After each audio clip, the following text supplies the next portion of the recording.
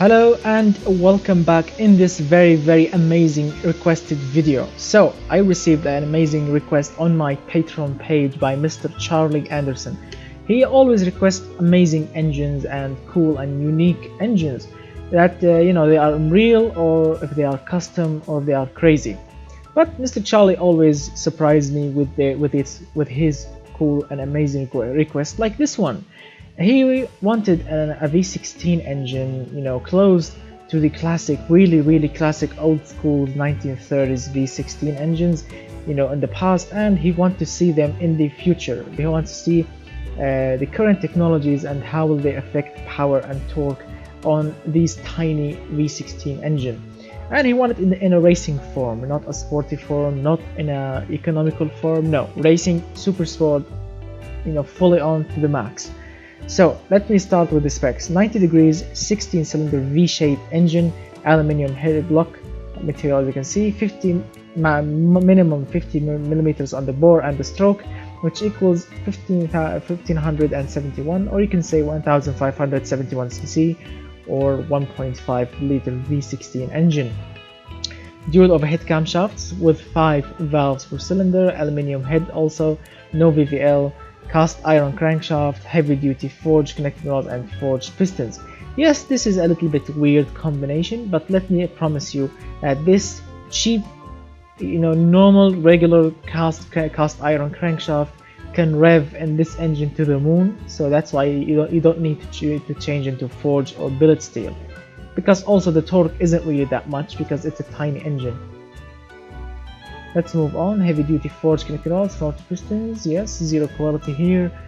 10.1 to 1 is the compression ratio with 100 maxed out cam profile, as you can see, because it's a racing engine, and with 5 valves there is no VVL profile, so I need to push it all the way to max. And this is how much, usually some engines lose power at maximum 100 cam profile, but in this engine actually it kept making more and more power until the max, so it stayed on 100. Zero quality with VVT on all cams, variable valve timing on all cams. Twin turbocharged system with ball bearing internals, 477 horsepower supporting intercooler, custom turbocharger, basically everything to the max. Compressor to the max, turbine to the max, AR ratio to the max. 35mm on the compressor, 30mm on the turbine. Max AR ratio, 15.5 psi of boost, zero quality on the turbo.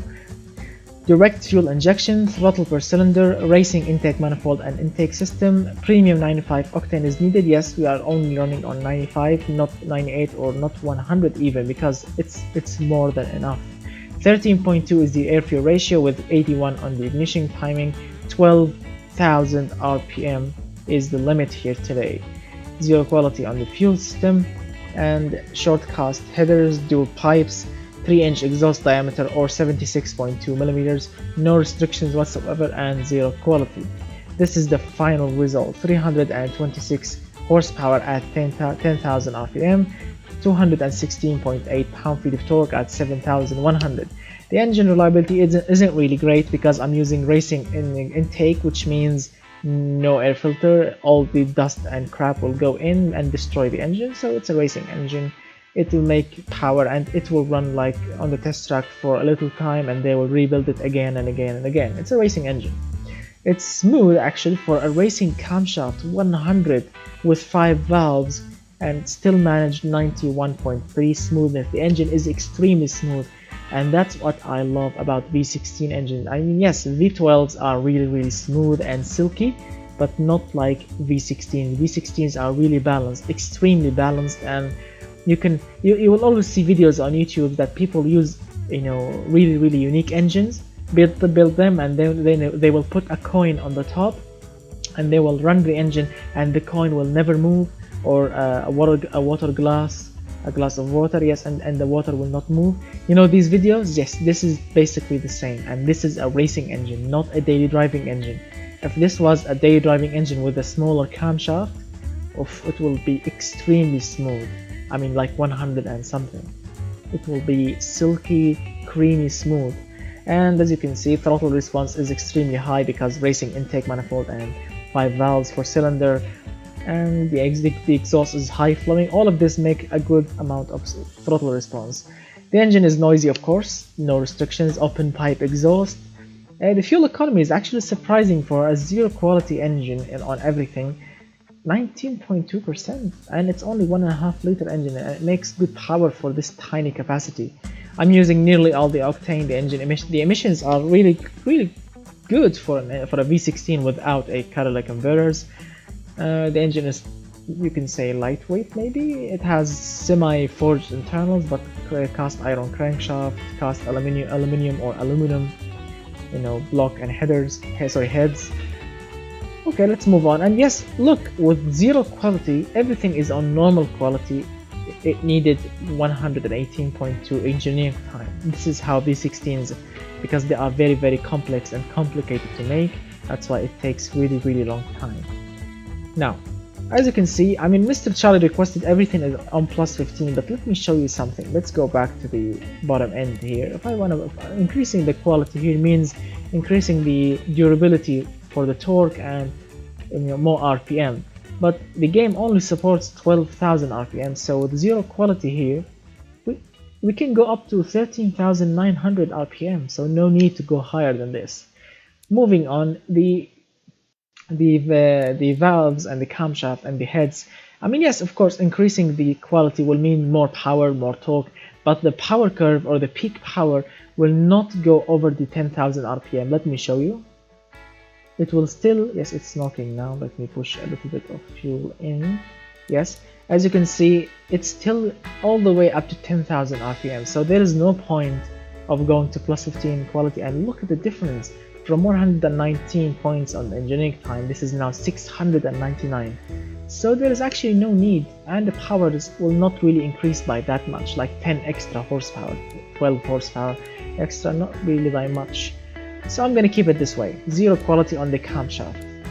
The turbo, on the other hand, if you increase it to plus 15, you will only gain a little bit of low-end torque. Let me show you, zero quality. Yes. 15 quality, that's it. And you will, I mean, yes, you will gain more lightweight and the engine will be more reliable, but for this tiny bit of low-end torque, no, I will not sacrifice too much of engineering time. Moving on, the fuel system is basically increase it more, you will get more fuel efficiency, lower octane values, and more reliability. That's it, and it will increase the engineering time by 500, I think, or 300, 400, like this. So it's too much also for nothing. The exhaust system, yes, it will increase power and torque a little bit, but what's the point? I mean, look, 1 horsepower only. No, I'm gonna keep it on zero quality, and it will increase the engineering time by too much. So let's make this engine by how much modern technology can go on racing engine without too much quality, without spending too much money. I mean, it will only cost like $1,323, which is cheap, very cheap.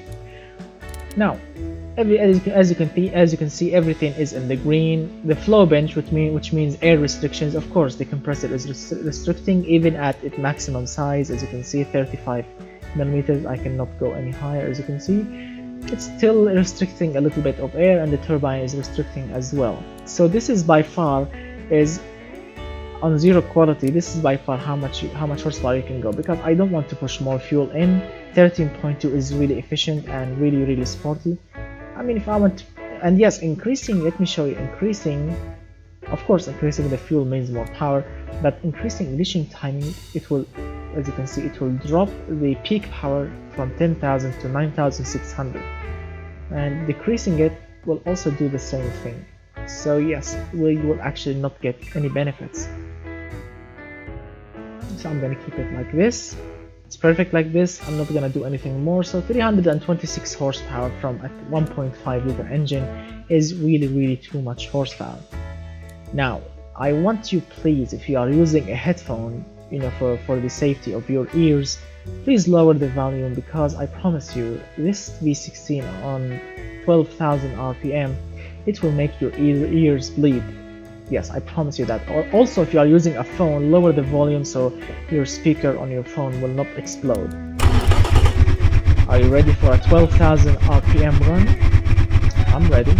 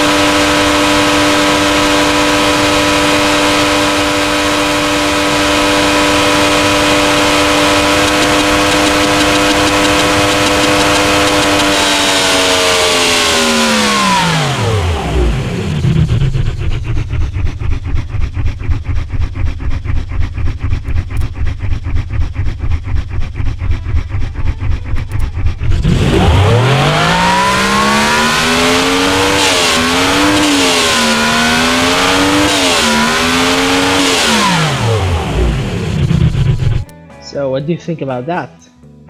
Extremely loud engine, 16 cylinders going up and down by extreme amount of speed, a lot of fuel going in, a lot of power going out, high flow exhaust pipes, twin turbocharged monsters, as you can see. I mean, yes, they are only 35 millimeters, they are not really that big, but the engine is making a lot of horsepower, and that cast iron crankshaft is really working hard. But it's still reliable. It's not, you know, it's not destroying itself, because it can go all the way to 13,900 rpm.